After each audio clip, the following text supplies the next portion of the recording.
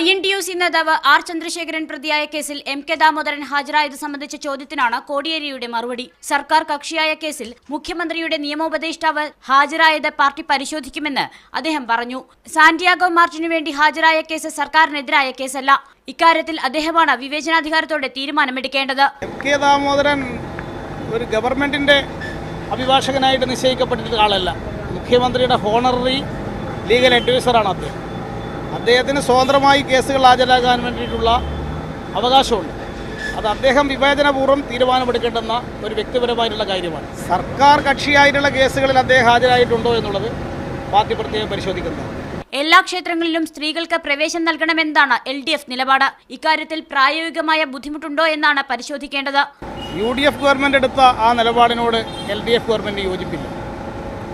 അത് സംബന്ധിച്ച് LDF government നിലപാട് വ്യക്തമാക്കിക്കൊണ്ടുള്ള പുതിയ സത്യവാങ്മൂലം സുപ്രീം കോടതിയിൽ സമർപ്പിക്കും.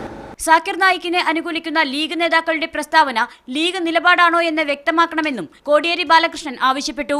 മുസ്ലിം ലീഗിന്റെ ഭാഗത്ത് നിന്ന് ചില നേതാക്കന്മാർ നായിക്കിനെ ന്യായീകരിച്ചുകൊണ്ടൊരു പ്രസ്താവന പുറപ്പെടുവിച്ചതായിട്ട് കാണുന്നുണ്ട്. നായിക്കിനെ സംബന്ധിച്ചുള്ള വിശദാംശങ്ങൾ പരിശോധിക്കേണ്ടതായിട്ടുണ്ട്. അത് സംബന്ധിച്ചുള്ള കൂടുതൽ വിവരങ്ങൾ ലഭ്യമായതിനു ശേഷം മാത്രമേ നായിക്കിനെ സംബന്ധിച്ച് അദ്ദേഹത്തിൻ്റെ നിലപാട് എന്താണ് എന്ന് വിലയിരുത്തിക്കൊണ്ടൊരു അഭിപ്രായം പ്രകടിപ്പിക്കാൻ സാധിക്കൂ.